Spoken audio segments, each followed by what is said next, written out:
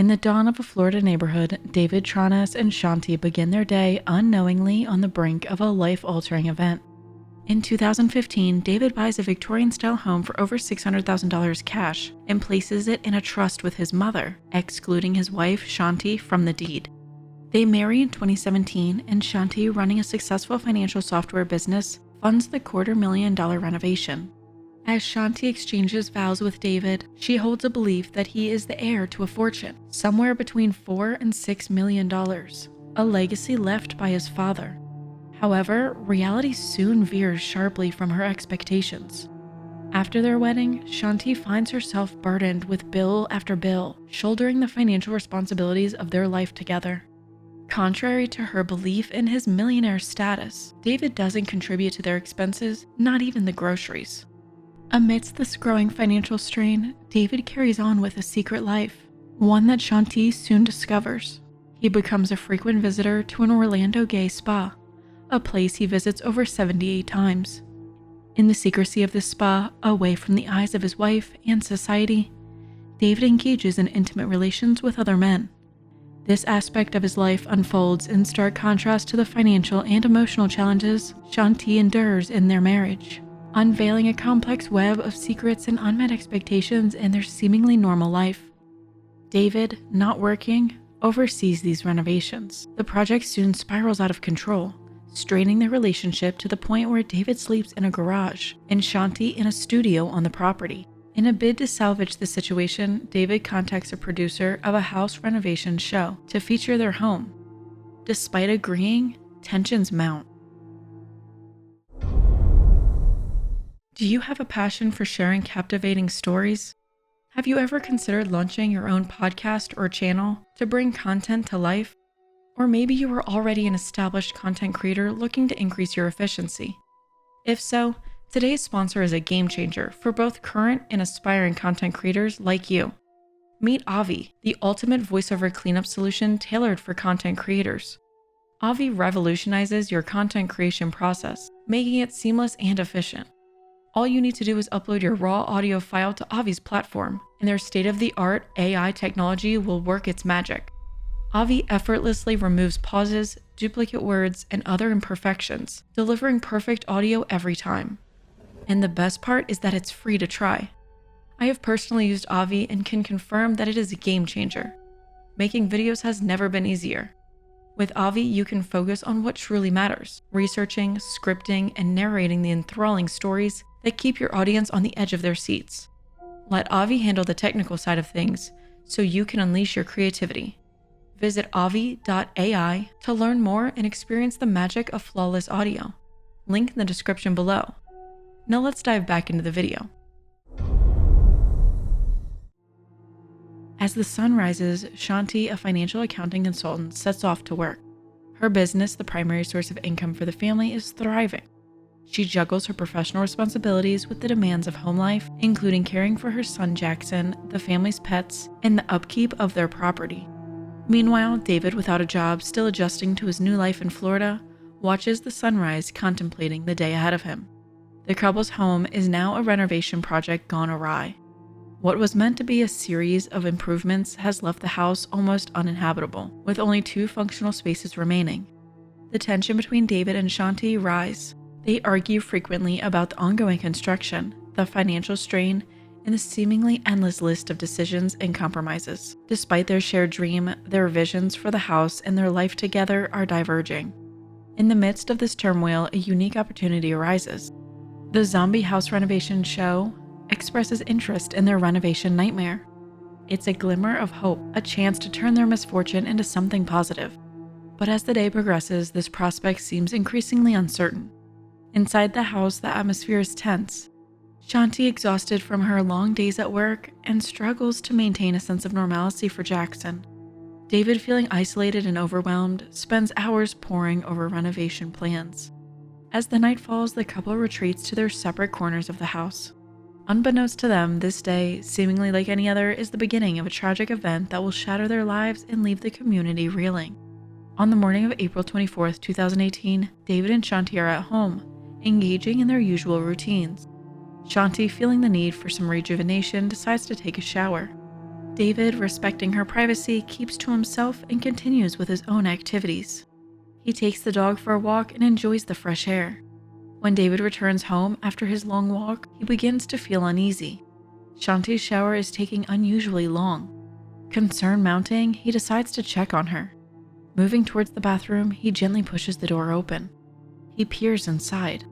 He's completely unprepared for the shocking sight that greets him. David finds Shanti unconscious, laying in a tub full of rose-colored water.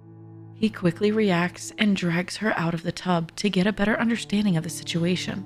David, in a state of shock, dials 911, his voice trembling as he speaks to the operator. The time is approximately 3:50 p.m. He reports a dire emergency. Shanti is not breathing. The operator, trying to grasp the situation, instructs David to remain calm and assures him that help is on the way. David struggles to maintain his composure, provides their address, and waits anxiously for the paramedics. As the minutes tick by, David's mind races with fear and confusion. How did this happen?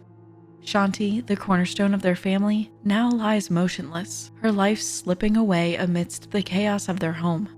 The following is a portion of David's 911 call. Hello? Look, she's not breathing. I'm trying to do CPR. I can't. Okay, listen to me. Can you tell me what your address is? 218. 218 Copeland? Okay. And who is this? It's Copeland. This is David John. Your name is Dan? David. Okay, your name is David? Okay, who is it that's not breathing? My wife. I'm Shanti. Your wife is not breathing? Okay. Sir, I need to take a deep breath. Take a deep breath. Listen to me. I'm going to get the paramedics so we can try and get her some help, okay? Paramedics and first responders arrive swiftly, rushing into the house. They are met with the grim reality: Shanti, only 39, is unresponsive. David watches helplessly, his heart sinking as the paramedics work tirelessly to revive her. As the paramedics declare Shanti's time of death, David is overwhelmed by a sense of surreal disbelief.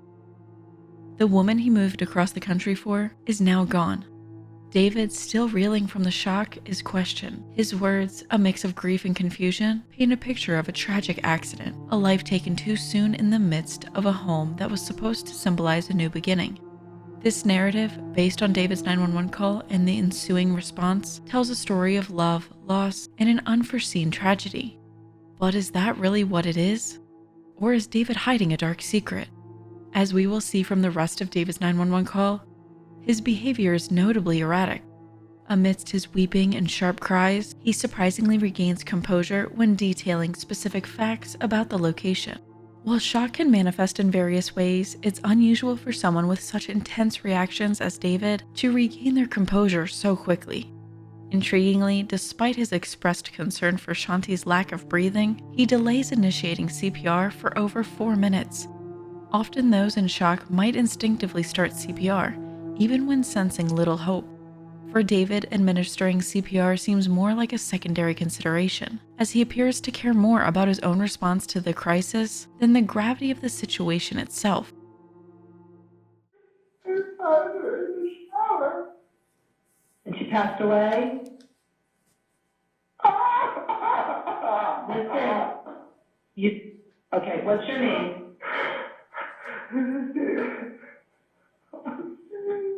Okay, are you with her right now? How old is she?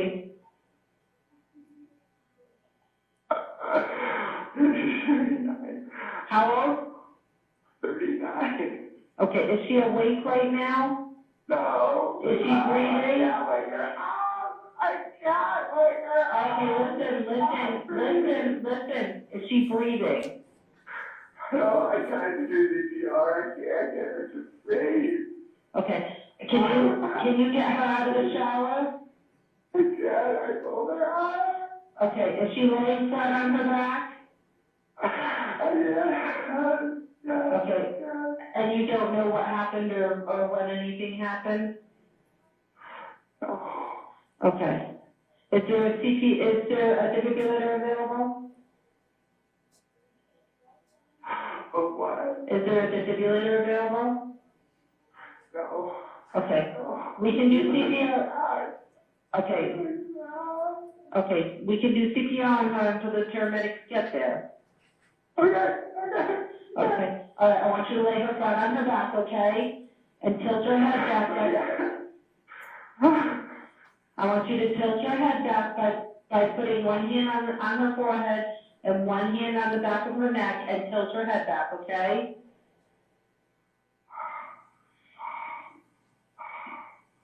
Okay, I tried it. It's pretty. Something under her.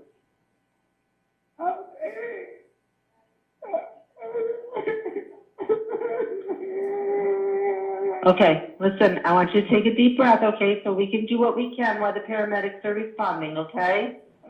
Okay.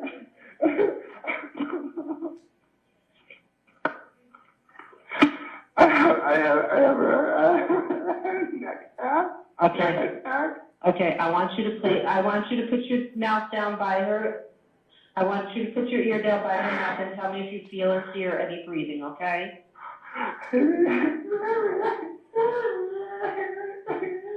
Take a deep breath. Take a deep breath. I have help responding to your emergency, okay? She has blood. She is not breathing. She is not breathing. She is not breathing? Okay. Okay, I want you to put the heel of your hand on the center of the chest. Okay. Okay, right between the nipples, okay? And put your other hand on top of that. Yeah. Okay. Yeah. I want you to pump her chest hard and fast, at least twice per second, to reach the beat.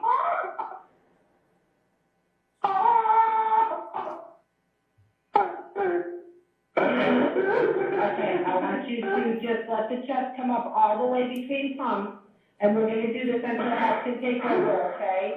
I want you to count out loud. They're almost there, Chief. They're responding emergency to you. There's a blue dumpster. They have to come back. Oh, God. What is blue? There's a blue dumpster, big blue dumpster in the driveway. They have to turn in. And if they can get past it, they have to drive past it. If they can't get past it, They'll park out in the street. They'll just park out in the street. Yeah, but we're in the back, we're in the far back. They have to get back to the gate and come up the stairs. Oh, God.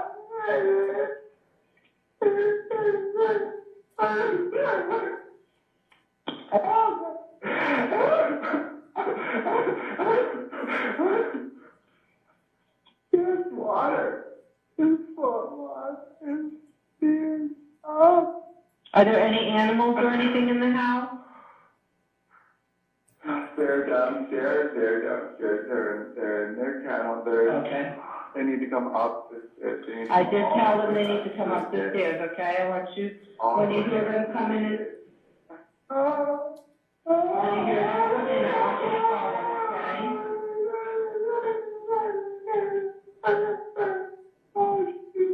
Has she been sick or something? Yeah, she's sick, yeah. Oh, God, what happened, baby? Baby.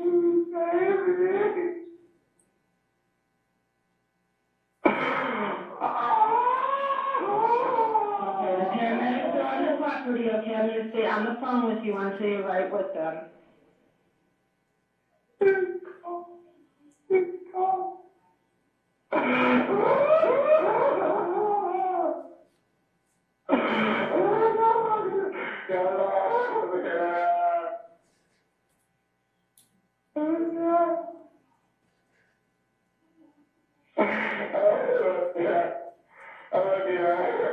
Are they there with you?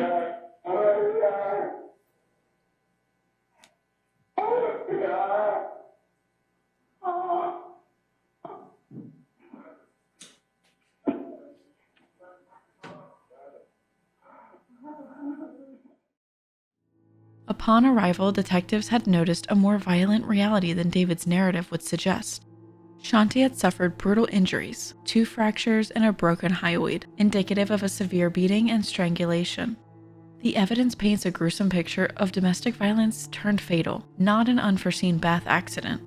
Instead, the evidence suggests that David had fatally beaten and strangled Shanti in her bedroom. He had then attempted to clean the crime scene and fabricated a story about finding Shanti in the bathtub, claiming he spent the day cleaning and walking their dogs. The evidence, including bruises, facial injuries, and blood, contradicts his story. Investigators find his lack of distress over Shanti's death suspicious, further implicating him in the tragic event. As the investigation unfolds, the evidence points to a domestic altercation turned deadly.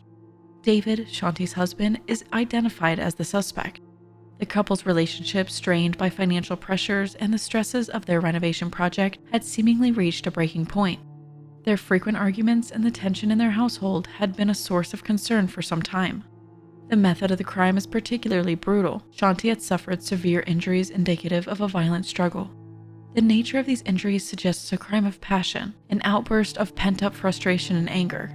The detectives piece together the events, finding themselves delving into the couple's troubled history. They learn about their initial hopeful move to Orlando and their dreams of renovating a home together. Then the subsequent unraveling of those dreams. David's inability to cope with the mounting challenges and his escalating disputes with Shanti paint a picture of a domestic life marred by discontent and discord.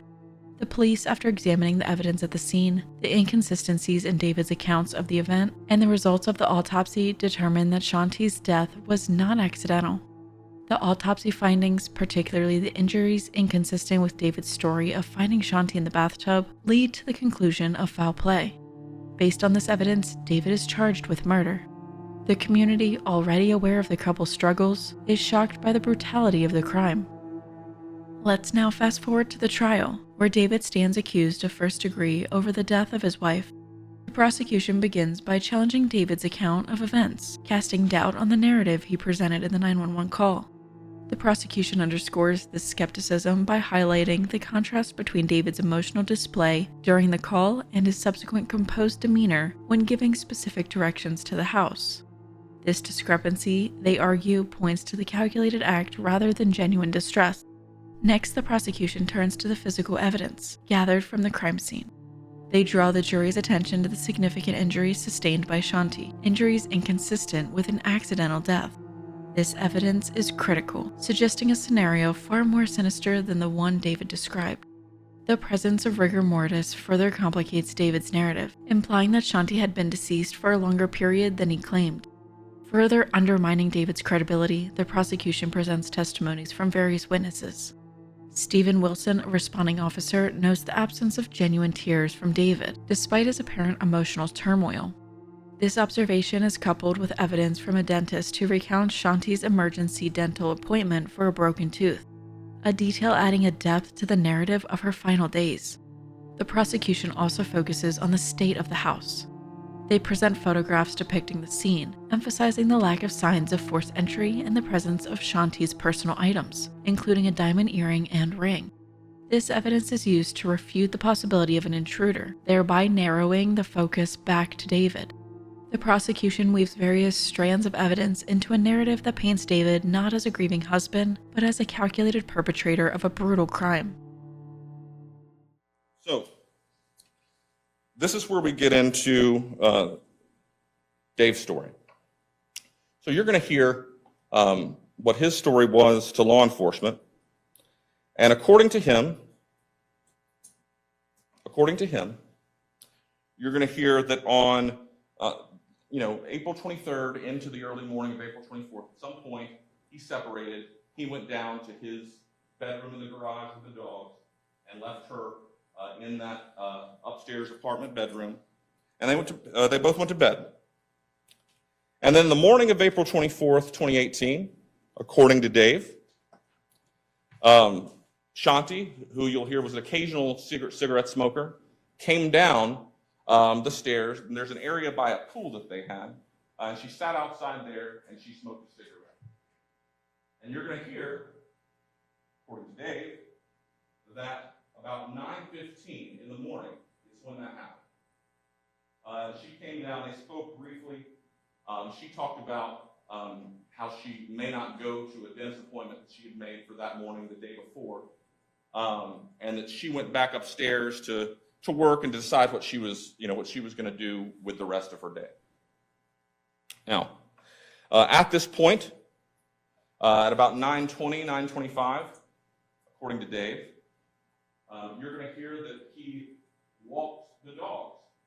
There's a couple dogs that he walked, a brief walk around the neighborhood.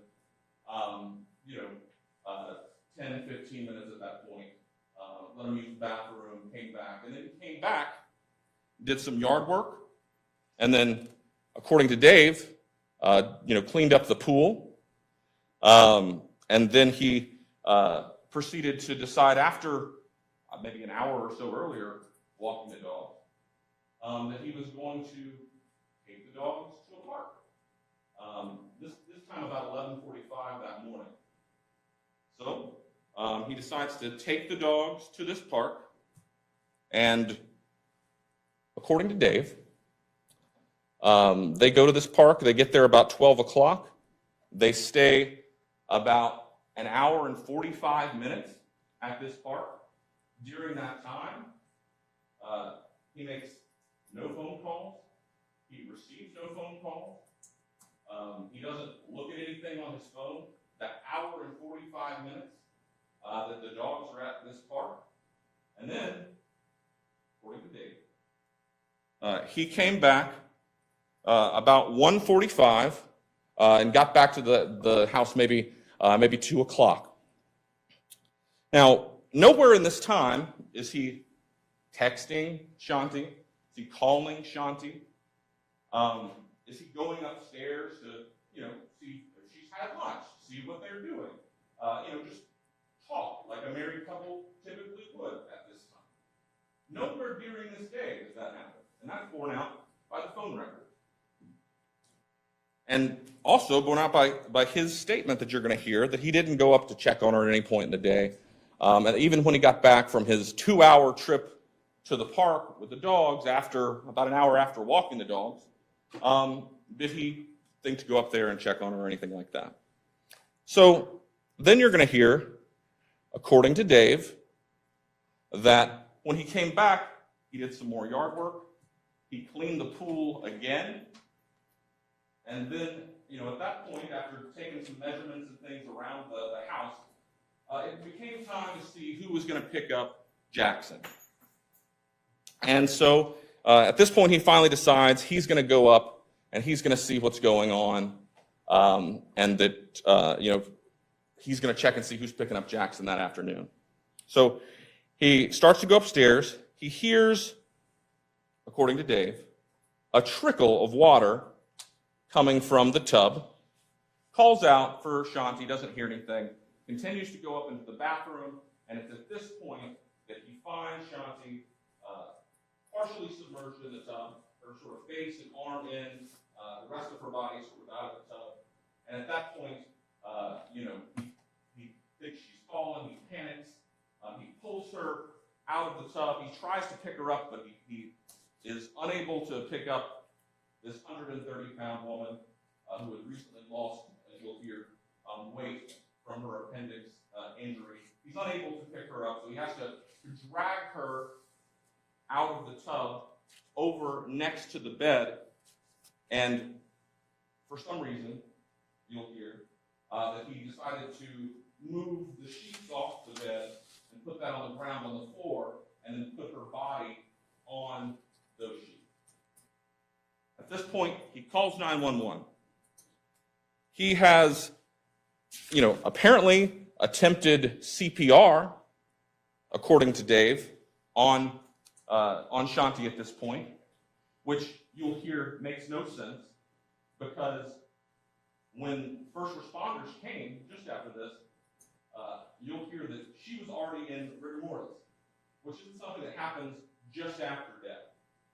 This is something that happens, after several hours at least. And rigor mortis means the stiffening of the body. At the point in the story that he says he performed CPR, she would have already been experiencing rigor mortis and obviously dead. And that's what the evidence will show. But on the phone call with 911, you'll hear him talking about attempting CPR and seeming very upset, hysterical. But you'll also hear on the 911 call that when he's asked specific questions, like an address or a phone number or something like that, to the first responders, he's able to collect himself, give that information, and then immediately go back to the hysteria that you hear or you will hear on the 911 call. So first responders and the medical examiner, investigator come to the scene, and you'll hear from them that they could immediately tell this wasn't a fall. This was a violent attack. There are multiple injuries. There's blood all over her face, a huge wound. There's bruising around her neck. There's petechia that you can see. There's scrapes on her legs from being drugged. And you're going to hear all those things. You're going to hear that the house was searched and that there were no signs of forced entry or a burglary or some sort of home invasion robbery. There's cash around. There's valuable electronics. Her phone is sitting on the nightstand next to a diamond earring that she had taken out and put on the nightstand. None of that's touched. None of that's taken, you'll hear. And, so there's no signs of any kind of burglary or robbery. Now, you are going to hear that Shanti was very proud of and known to wear a nice engagement ring that David had gotten her the year before. And then a wedding band once they were subsequently married after that. She would always wear it. She always had it on. And you're going to hear that when the medical examiner took possession of that body and when first responders were on the scene, that ring was not on her hand. But we'll talk a little bit more about that in a minute. So when investigators and detectives were looking over the home, they noticed that the tub wasn't overflowing, although apparently it had been, dripping water for a period of time. Shanti's clothes were oddly just slightly damp, as opposed to soaking wet of somebody that had recently been, submerged, at least the top part of their body, in a tub. You're going to hear about the evidence found on scene, like fingerprints. The only fingerprints found around the tub in this scene were Shanti's and Dave's. And you're going to get to hear about the positioning of those fingerprints. You're going to get to hear about the DNA in this case and how there's no other DNA other than the people that lived in that house. Next is the defense's turn. The defense's strategy focuses on discrediting the prosecution's narrative and highlighting the lack of conclusive evidence. Central to the defense's argument is the notion of a rush to judgment and confirmation bias in the investigation. They contend that the investigation was sloppy and heavily reliant on circumstantial evidence, rather than concrete proof. This argument is bolstered by pointing out inconsistencies and gaps in the prosecution's case, such as the lack of evidence linking David directly to the crime, and the discrepancies in the physical evidence found at the scene. The defense also tackles the portrayal of David and Shanti's relationship, countering the narrative of an unhappy marriage plagued by financial and renovation-related stress. They argue that while the couple faced challenges, it was not to the extent depicted by the prosecution. The defense highlights normal aspects of their relationship, suggesting that any disagreement were typical of married life and not indicative of a motive for murder. Additionally, the defense addresses the issue of the trust and property ownership, providing an alternative explanation for why Shanti was not included. They suggest that the couple was working out the details of the trust, considering Shanti's contentious relationship with her ex-husband and the desire to protect their son's interests. Beginning of the trial, the state sold you hard a financial motive. Shanti's the only source of the income. She's the breadwinner. He does nothing other than take care of the pool and the dogs. Well, you know through the evidence that promise was broken by the state. They sold hard an unhappy marriage and frustration and tension due to this construction project, the time and the scope of it. So you've got a financial motive, You've got this frustration because of the house renovation, and it's a boiling pot, right? Because they have now been relegated from the main house to this 800 square foot apartment, and it has turned into such a problem that it led to murder. That's what the government would have you to believe. Those were their promises. There were arguments about Shanti not having ownership. There was absolutely no evidence presented to you about that. There was none. Where was the argument about her being added on the ownership? And David's explanation in the course of the interview, go back and listen to it, because it was a contentious divorce. She did not like James Cooper. She did not like him at all. In fact, she changed the beneficiary on the insurance to David, and she changed, all of it because she didn't want any money to go to James Cooper. That's what David's explaining to you, that structuring the trust took care, and it was trying to figure it out because they didn't want to leave everything to Jackson because they didn't want James having control over it. So we're trying to figure out a way to structure it so that was possible. That was the delay. That was the explanation. They would have you believe that this was an unhappy marriage, that they slept in separate beds and they slept in separate rooms, in separate buildings, and they lived separate lives. That the marriage was crumbling just a few years in. Well, we know through the witnesses and the testimony that those promises were broken as well. They bickered like a married couple was the testimony, but quickly made up. There was no tension about the house. In fact, you hear through the testimony that the house was turning a corner. By 16 months that they were living in this apartment, there were accommodations made. Why? Because it's a small space. It's 800 square foot. This is a case about a rush to judgment. It's a case about confirmational bias. It's about a sloppy investigation. It's about circumstantial evidence, pure supposition, all steered by Teresa Sprague, who prejudged this case based upon a phone call received from her from an officer at the scene about these crocodile tears. We know she hadn't heard the 911 call, and it's a call, by the way, so to suggest that one's got a mind and to say that these were not real tears being shed on a phone call is pretty special, isn't it? Again, supposition. It's a phone call. Officers show up.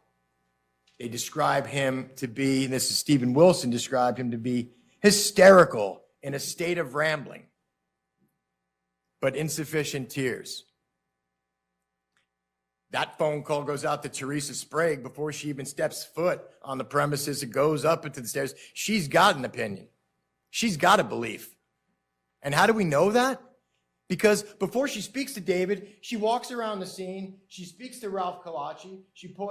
Wilson poisons Sprague. Sprague poisons Kalachi with this idea that this is a domestic violence attack because they've got it all figured out within hours of being at the scene.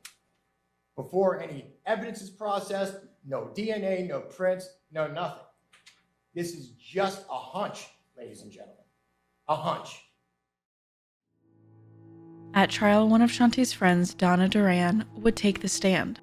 They met in college in 2000 and remained best friends until Shanti's untimely death. Donna knows David well, having met him several times, given her close relationship with Shanti. She testifies about the dynamics of David and Shanti's relationship. Initially, things seemed positive, but over time, the relationship became extremely turbulent. Donna often found herself playing the mediator during her visits, trying to ease the couple's frequent disputes. The crux of many arguments, Donna notes, were mundane, often stemming from small misunderstandings or petty grievances. These minor conflicts, however, revealed an undercurrent of tension within the couple's relationship. Donna also speaks about the couple's home renovation project. The ongoing work was a significant source of stress, leading to numerous disagreements about choices in contractors. Decisions about the staircase and other aspects of the renovation frequently escalated into arguments. Throughout her testimony, Donna's recollection paints a picture of a relationship fraught with ups and downs, marked by constant tension and occasional resolution. Her insights offer a glimpse into the troubled domestic life of David and Shanti.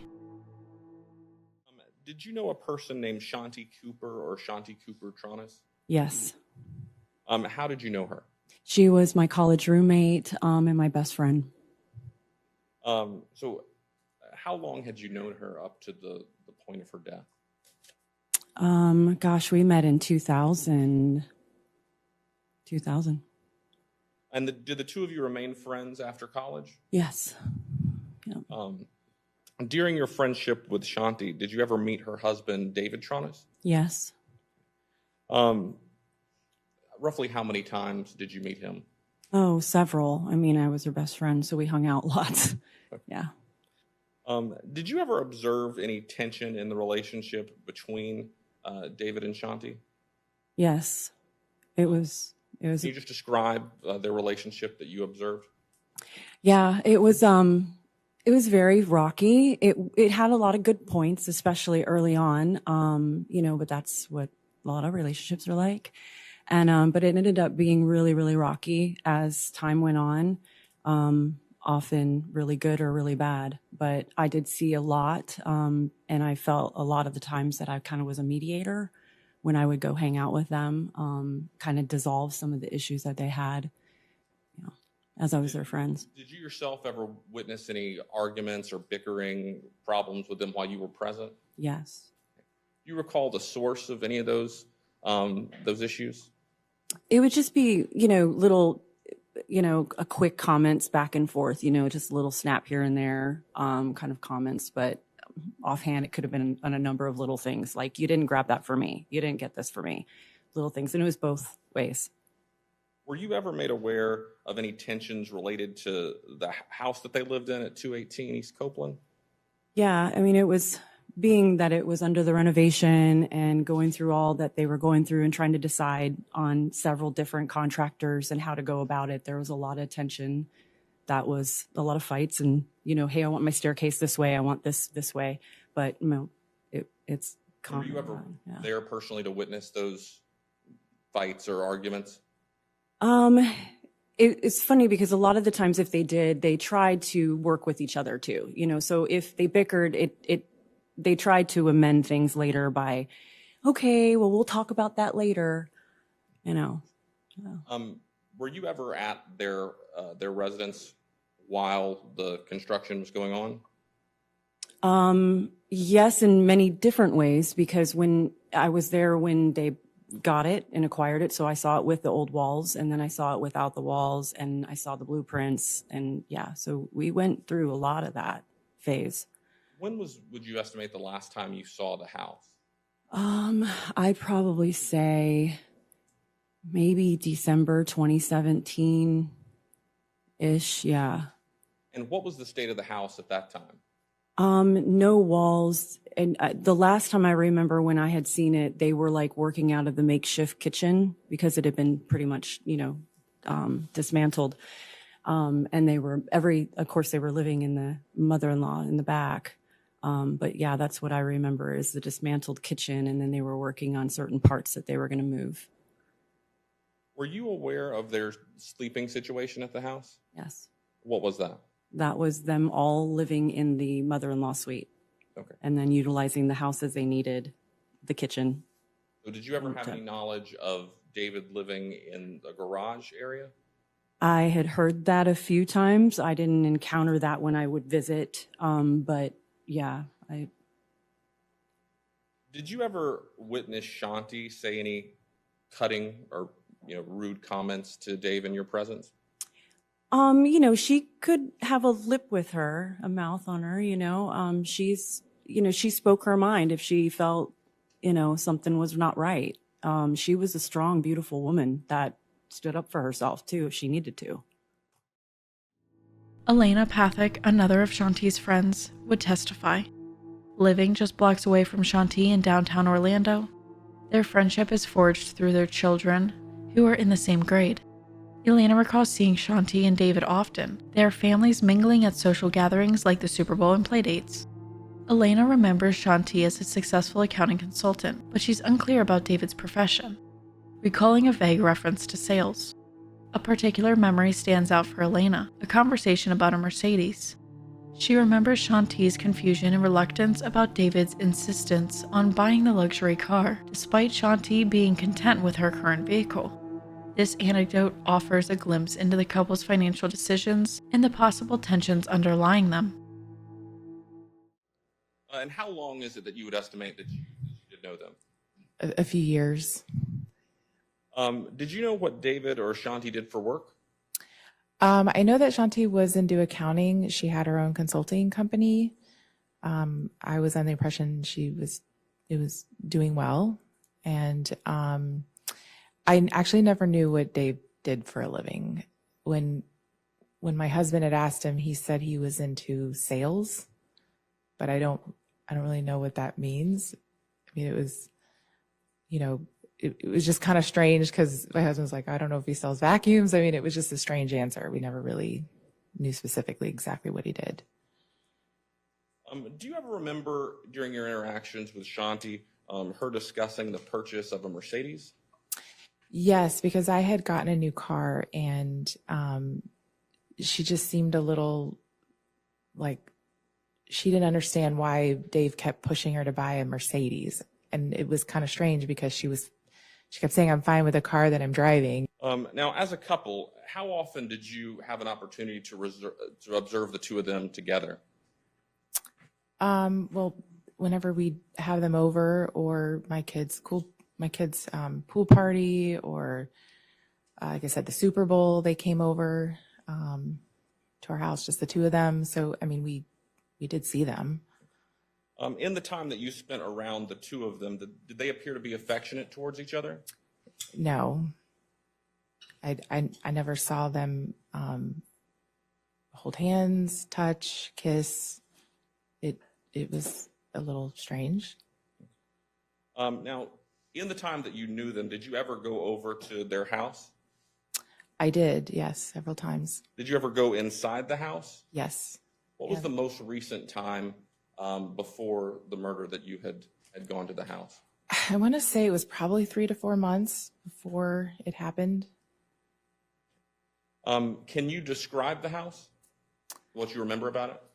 Yes, I can because of my career. Shanti had asked me to come and look at the house, and I think she was frustrated by the I would say lack of progress. It was in much more disrepair than the first time I had seen it.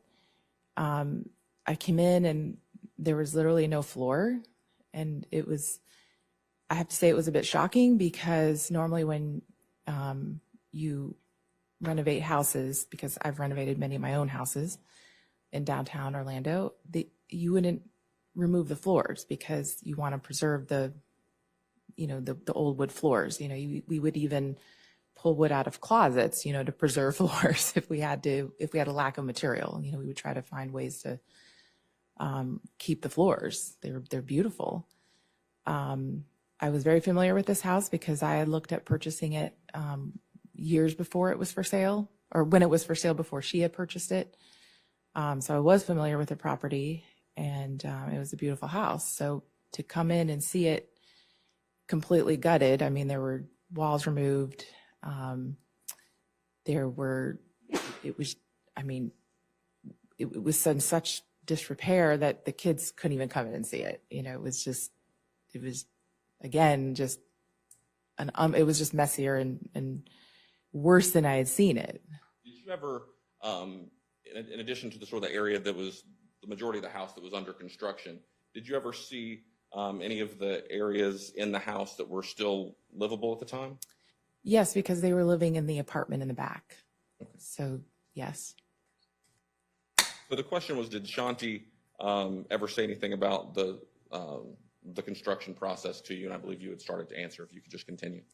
Yes, she did. She was very frustrated by how long it was taking. I normally would do a project like this in 3 to 4 months, a full gut renovation on the houses that I've done. So, and she knew that. So I think for her, it was, she said it was frustrating because she was nowhere near done. And I think the second time she asked me to come to the house, it was like a desperate plea because, she wanted my opinion on what she could do to get it done, Understood. Samantha Adams, the couple's nanny, would also take the stand. Samantha describes her transition from Universal Studios to nannying, facilitated by Care.com. Shanti reached out to her needing a nanny for her son, Jackson. This job evolved into a blend of childcare and personal assistance for Shanti, who runs her own business. Samantha's responsibilities range from postal errands to banking tasks. During her tenure from January 2017 to mid-April 2018, Samantha becomes an integral part of Shanti's daily life. Her role and proximity give her a unique perspective on Shanti's life and household troubles. In your work, did you have occasion to observe Shanti's work? Yes, I did. So whenever I had picked up Jackson, we would come straight home and we would start doing his homework. And during that time, I was sitting not even 10 feet away from where she was on her computer. Is that sort of based on the state of the construction in the house? Yes, sir. And so did you have the opportunity to observe kind of how she worked and calls and things like that that she would have with people related to work? Yes, sir. Did she appear to be responsive to people while working? Yes. So a majority of the time, whenever Shanti was working, she was not open to other contact. So if she was on a phone call, she would ask us not to interrupt her. And a majority of the time when I was there during my weeks, she was always on the phone. There was just a very rare occasion that she wasn't on the phone or interacting with me and Jackson. When she was working, what type of clothes would she typically wear? She would usually wear business casual, sometimes jeans, blouses, sometimes t-shirts, but mostly business casual. Did she typically wear like a tank top and shorts or perhaps gym type shorts? No, the only time that she wore pajama type wear was when she had her appendix surgery. And as best you recall, about when was that? I believe it was around March of 2018. And by the time you had left her employ in April of 2018, had she resumed back to wearing the jeans and blouse type wear at her work? Yes, sir. So would it have been unusual for her to be wearing a tank top and shorts at that time? Yes, sir. Do you recall, did she seem to have a lot of difficulty after the surgery? Yes, sir. She didn't want to take the pain medicine associated with the surgery. All right. So in your time working with Shanti, did you ever meet her husband, David Tronnes? Yes, I did. Did you have much interaction with him? No, sir. I mostly interacted with Shanti. Did you ever see David or Shanti argue or bicker? I saw them bicker on occasion. Did they ever bicker about the home renovation, things of that nature? Yes, sir. Was this sort of just an ongoing bickering that went through when your employment ended? Yes, sir. Do you recall Shanti wearing a wedding ring or engagement ring? Yes, sir. Was that something that she always wore or just wore some of the time? She always wore. Was there ever a time that you recall seeing her that she was not wearing the engagement ring? I never saw her not wear the engagement ring. The only time that she ever took off was the wedding band, because one day I reported to work and one of the diamonds had fallen out, so she had me take it to the jewelers, but she was still wearing the engagement ring. Had she gotten the wedding band back after that at some point? I think we got it back the same day. Okay. And then after that day, did you ever see her not wearing her engagement ring or her wedding band? No, sir. Were you Facebook friends with Shanti? Yes, I was. Stephen Wilson, formerly an officer with the Orlando Police Department, would also testify.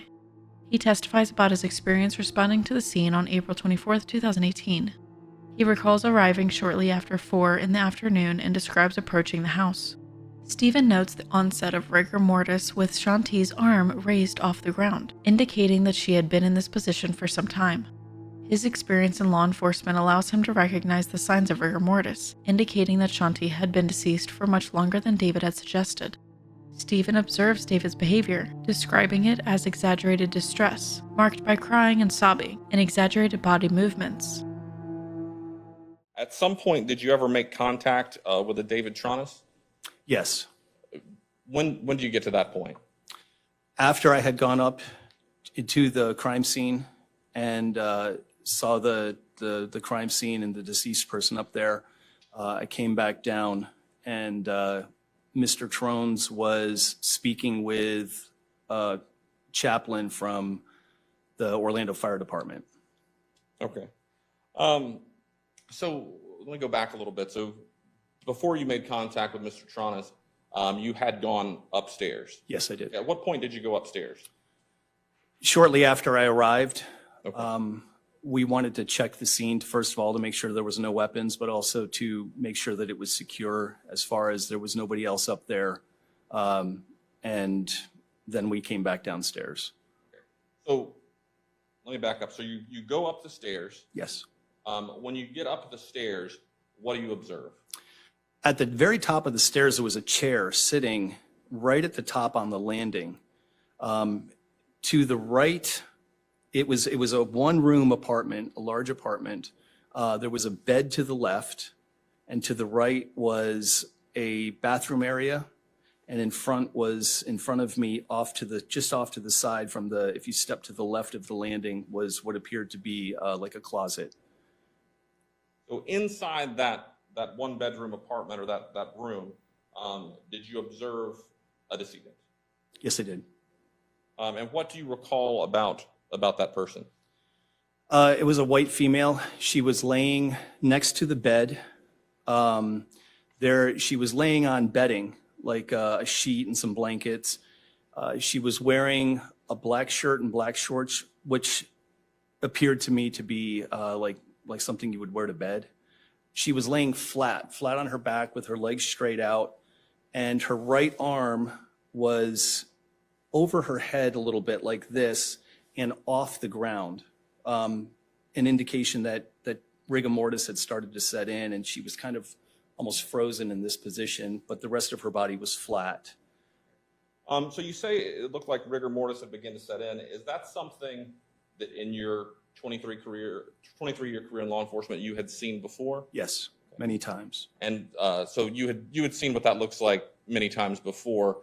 And is that what appeared to be the case with the decedent that you saw that day? Yes, yeah. All right. All right, so at some point after going upstairs, sort of securing the area, making sure nobody else was up there, you go back downstairs. Yes. And then you have some sort of contact or observation of David Tronnes? Yes. Can you tell me a little bit about what you observed there? He was extremely, he was crying, sobbing. He appeared to be crying and sobbing. What initially caught my attention, I just sat and watched. I didn't ask any questions at that point, was it almost appeared that he was trying to exaggerate his level of distress, kind of throwing his arms around, leaning back. But Your Honor, cause speculation. So beyond that, so you observed him. He appears to be upset. He appears to be crying, you said. Did you witness, and you observed him for a period of time, you said, did you observe any actual tears coming from his eyes? No, and that was what I was going to say really caught my attention. Just No, there was no tears. okay. Next, the officer who interrogated David would testify. During the interview, the interrogator notes that at no point did they observe any tears coming from David's eyes, which could be seen as unusual given the circumstances and his previous reactions. A photo of Shanti is shown to David during the interrogation. The interrogator places it in front of him to elicit a reaction and as part of the questioning strategy. The photograph remains in front of David for the remainder of the interview. This persistent visual reminder is a tactic to gauge his emotional and psychological responses. Despite the presence of the photo for a prolonged period, the interrogator observes no tears or outward emotional reactions from David. The testimony then shifts to a search warrant executed at David's mother's house. David is arrested just prior to the service of the search warrant at this residence, marking a pivotal moment in the investigation. A ring belonging to Shanti is recovered during the search. The ring is found in the bedroom where David was staying, in a suitcase, either under or beside the bed. It is odd for David to have taken the ring, according to the officer. Do you recall at any point in the interview David Tronnes appearing to become emotional? When you say appearing, yes, I would say appearing. Okay. Did you actually at any point in that interview observe any tears coming from his eyes? No, never. Okay. At some point, did you show the defendant a photo of Shanti Cooper Tronnes? Yes, I did. I placed a picture in front of him. And did you leave that photograph in front of him for a period of time? Yes, for the remainder of the interview, I believe. How long was that? Several hours. At any time while looking at that photo, did you observe him cry any physical tears? No, not once. All right. So I want to fast forward a little bit. On August 29th of 2018, were you involved in a search warrant of a residence located at 5347 Tuna Lane, Orlando, Florida? Yes, I was. And what was the significance of that residence as it related to the search warrant? That was the residence where David had moved to. It was his mother's residence, and he was staying there after the investigation began.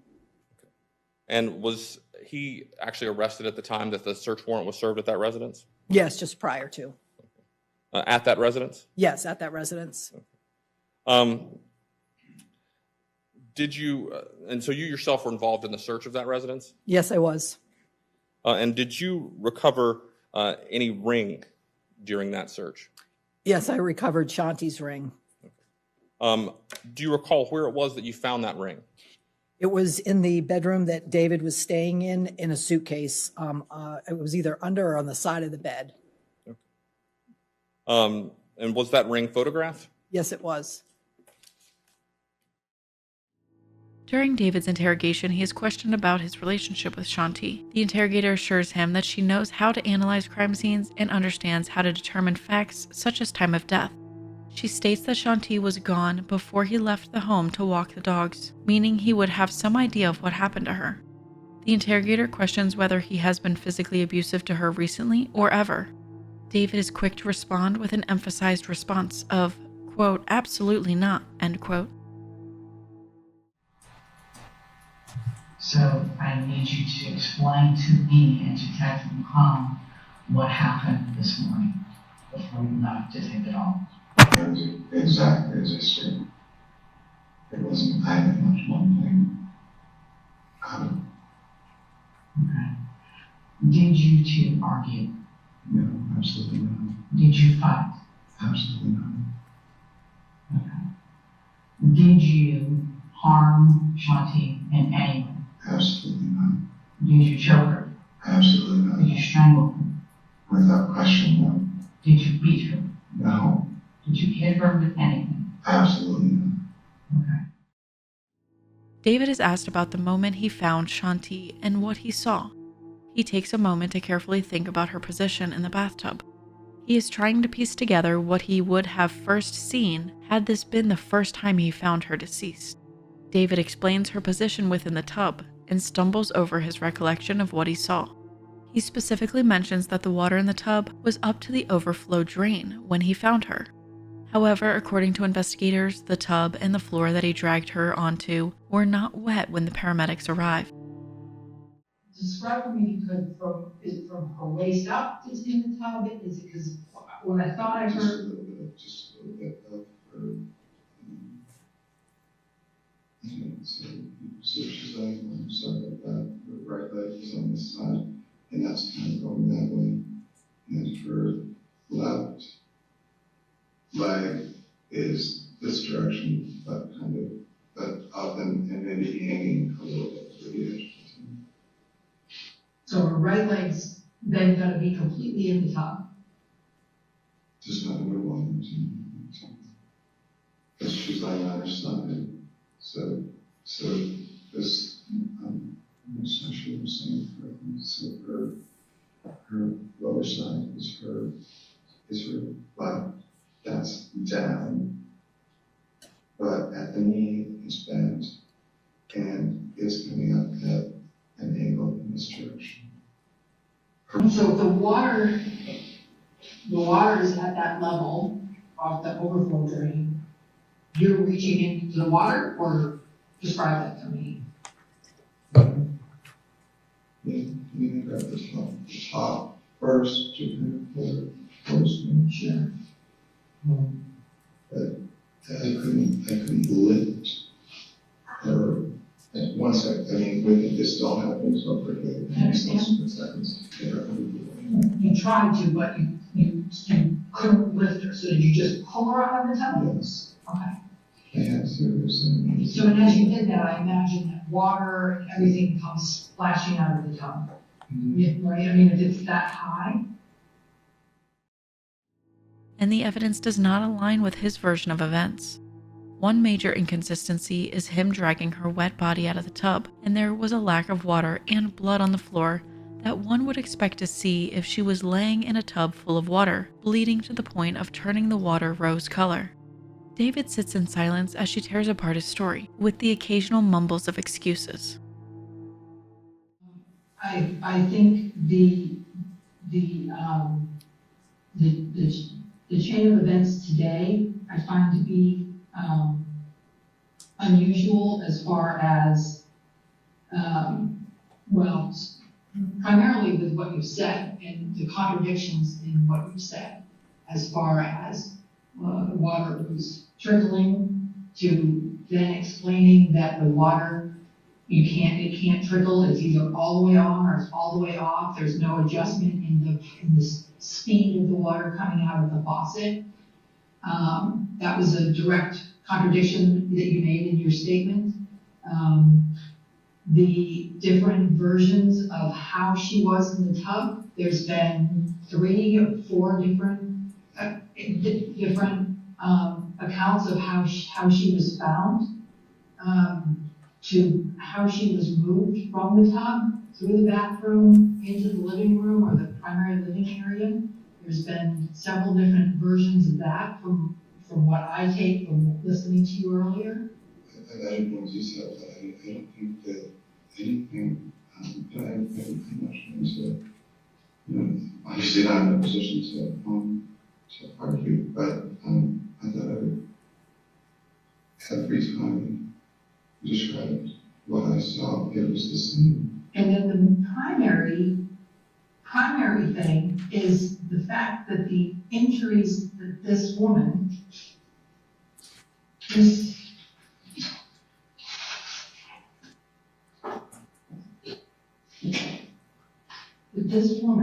sustained, that I saw on her, absolutely 100%, in my opinion, not possible from a slip and a fall in a bathtub. You gotta explain it.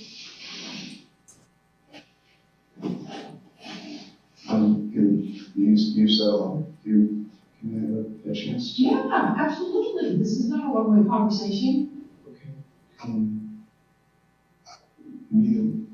So, let's just start. Starting with the injuries, because that's our biggest concern. Is how do you explain this woman's head being swollen, her eyes being black and swollen, lacerations on her face where the blood has dried this way, yet she's in a tub supposedly full with water, clumps of hair missing from the back of her head.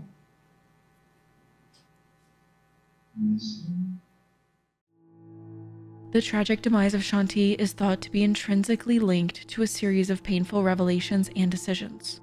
Central to this is her choice to turn down the opportunity to participate in a house-flipping show. Adding to the complexity of their relationship is her discovery of David's secret life at an Orlando gay spa. This revelation, uncovering a hidden facet of David's life, is believed to have played a significant role in the events leading up to her untimely death. In the end, the jury found David Tronnes guilty of first degree for strangling and beating his wife Shanti. He was convicted and sentenced to life in prison. In the case of David Tronnes, economic compulsive behavior, ECB, provides a lens to understand how financial pressures might lead to criminal actions. ECB suggests that financial distress can drive individuals to engage in criminal behavior, often due to the need to maintain a certain lifestyle, manage debts, or fulfill overwhelming financial obligations. David's economic situation, if strained, could have created immense pressure, especially in a society that often equates success with material wealth. The social expectation to maintain a certain lifestyle can exacerbate this stress. The strain of financial difficulties can severely impact personal relationships, potentially causing tension and conflict. Sustained financial stress can lead to psychological impacts like anxiety and depression, a detachment from societal norms and moral boundaries. Under intense financial pressure, individuals may lose sight of rational decision-making, leading to actions that are out of character and, in extreme cases, violent. The escalation of criminal behavior can be seen as a last resort to resolve insurmountable financial problems. While ECB offers one potential explanation, it's important to recognize that human behavior is complex and multifaceted. Financial stress alone may not explain the entirety of David's actions, but it provides a critical lens to understand potential contributing factors. This case serves as a reminder of the extreme effects financial stress can have on individuals, potentially pushing them beyond their moral and ethical boundaries into the realm of criminal behavior. This analysis, as always, is not intended to absolve these horrific actions.